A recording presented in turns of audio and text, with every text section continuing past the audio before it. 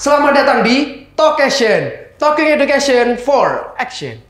Selamat pagi caseers di rumah, selamat datang di Talkation. Gimana paginya hari ini? Semangat ya, semoga selalu semangat dan tetap optimis menjalani aktivitas sebagaimana biasanya. Pada episode kali ini, Talkation akan membahas topik mengenai pentingnya pendidikan bagi anak untuk usia dini. Tapi sebelum itu, mari kita simak cuplikan video berikut ini. Sebagai orang tua, tentunya haruslah sangat peduli terhadap situasi dan kondisi anaknya, terlebih bagi anak usia dini. Jika kebanyakan sekarang, para orang tua lebih memilih cara tepat untuk menangani anak seperti jika sang anak sedang rewel, bandel, kebanyakan cara orang tua adalah memberikan gadget sebagai media yang ditujukan untuk sang anak, agar anak segera diam dan tidak lagi membuat kebisingan. Tentunya hal ini hal yang salah ya Questioners.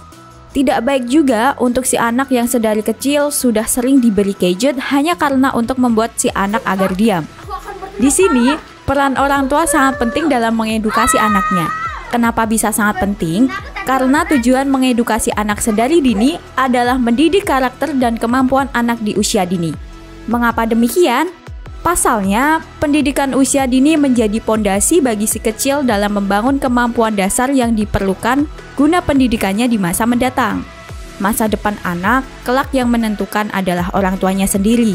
Apa yang diberikan, apa yang diajarkan, karena anak di usia dini cenderung meniru terhadap apa yang mereka lihat dan apa yang mereka rasakan.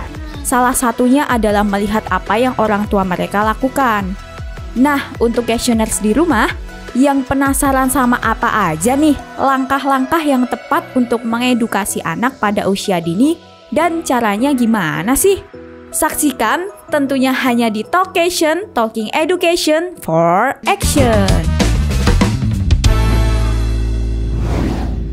Sesuai dengan topik pembahasan kita pada episode kali ini, Talkation akan kedatangan narasumber yang tentunya berkompeten di bidang ini. Jadi, tanpa menunggu lama lagi, langsung saja kita panggilkan Abi Zaidanas.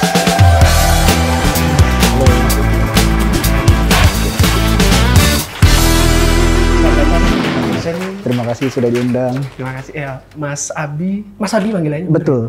Oke, Mas Abi. Mas Abi, kabarnya gimana nih? Sehat, baik. Alhamdulillah, semoga selalu kenyang. Sehat terus ya. Waduh. Iya.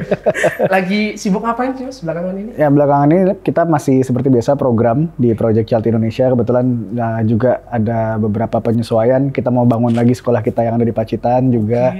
Jadi banyak nih menunggu dan menumpuk di belakang. Wow, udah banyak proyek-proyek besar menunggu di depan. Betul, gitu ya. betul. Tapi di sela-sela kesibukan Mas Abi itu kalau lagi kosong itu ngapain aja? Atau ada hobi khusus mungkin? Saya suka banget jalan sore di Lembah UGM. Jadi kalau lagi nggak hujan, nah biasanya saya bisa dicari di sana. Oke, memang hobinya sehat-sehat gitu ya Mas ya, olahraga gitu ya? Ya, mendekati umur 30 ya harus sehat-sehat. Nah, Mas Abi ini bisa dikatakan merupakan bagian penting dari Project Child sendiri. Itu kalau boleh tahu di bagian apa nih Mas? Ya, di Project Child. Jadi di Project Child sudah 2-3 tahun terakhir, mohon maaf, saya ada di posisi Direktur Kemitraan ya, Director of Partnership. Tugas saya memastikan Project Child Indonesia bisa berkolaborasi dengan orang-orang, pihak-pihak, dan juga orang-orang baik seperti teman-teman di media ini juga untuk bisa memastikan program-program kita berjalan dengan baik. Ya, salah satunya juga mencari dana, mencari mitra, ya, mencari expert-expert di bidangnya untuk program-program kita. Baik, tapi ini juga merupakan apa ya? Project Child ini adalah ini ya Mas ya, non-profit ya, organisasi non-profit. non-profit. Kita organisasi non-profit, yayasan seperti itu.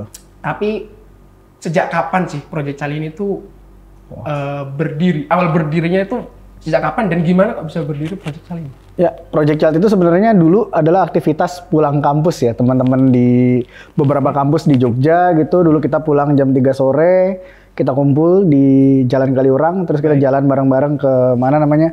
Ke salah satu sekolah yang sekarang jadi sekolah sungai kita, di daerah Winongo, Sungai Winongo gitu. Dan itu 2011 kita bikin kelas bahasa Inggris buat anak-anak dan itu berjalan terus sampai tahun 2014.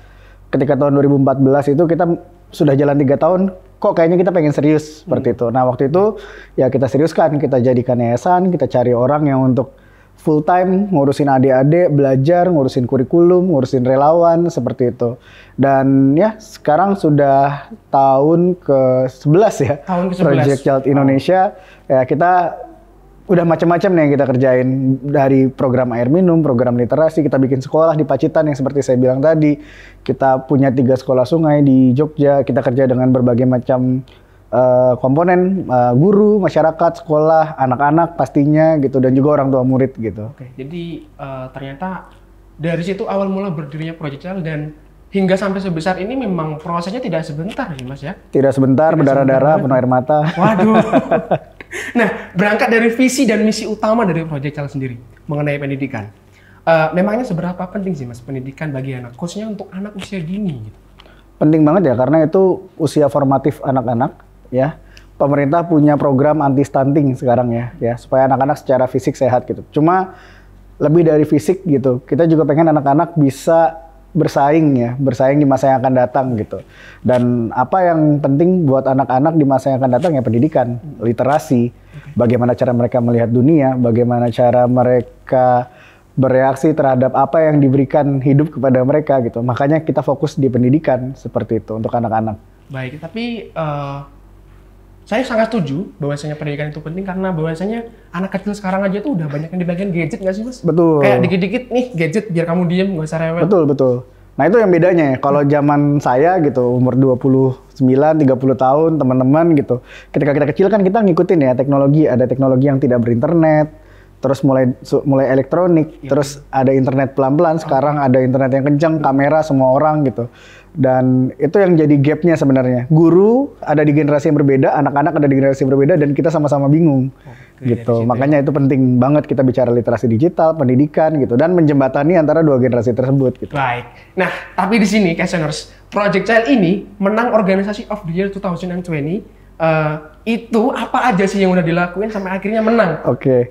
Kita sebagai sebagai konteks, kita dapat special recognition di Swiss Chamber ya of Commerce gitu. Jadi waktu itu kita coba lihat bagaimana caranya sih, ini bagian dari kerjaan saya, gimana caranya kita bisa dapat support lebih banyak dari berbagai macam komponen gitu. Dan kita ikut di Swiss Chamber itu apply untuk minta program kita, program transformasi digital kita untuk anak-anak ya, online learning assistant selama COVID. Itu kita minta support seperti itu, dan ya kita satu-satunya NGO yang dapat honorable mention untuk transformasi digital di masa pandemi untuk anak-anak. Nah itu yang sebenarnya datang dari program kita yang berubah dari tadinya ada di sekolah jadi digital, sekolah digital. Nah kita membantu anak-anak untuk bisa belajar di sekolah, di rumah lebih aman lagi gitu. Nah itu ya makanya kita dapat honorable mention itu. Keren banget. Nah, wah itu sebuah pencapaian yang sangat-sangat patut diapresiasi sih Mas, sepertinya. Kayak gitu. Tapi Project Child ini juga punya program pendidikan yang disebut Sekolah Sungai. Nah, itu benar Mas ya? Betul, itu satu dari 4 program besar kita. Sebelum Mas Abi jawab, tahan dulu. Kita akan kembali lagi karena ada sesuatu yang mau lewat. Jadi untuk Questioners di rumah, pantengin kita terus karena Mas Abi akan menjelaskan lebih rinci terkait Sekolah Sungai itu apa sih. Buat yang penasaran, stay tune terus. Jangan kemana-mana, tetap di Talkation. Talking Education for Action. Harus berhenti sekolah di gedung sekolah gitu. Kita coba nih gitu, kita temukan volunteer bukan cuma dari Jogja, bukan cuma dari Indonesia ya, teman-teman mahasiswa Indonesia yang ada di Kanada, di Thailand gitu, untuk bisa interaksi dengan adik-adik.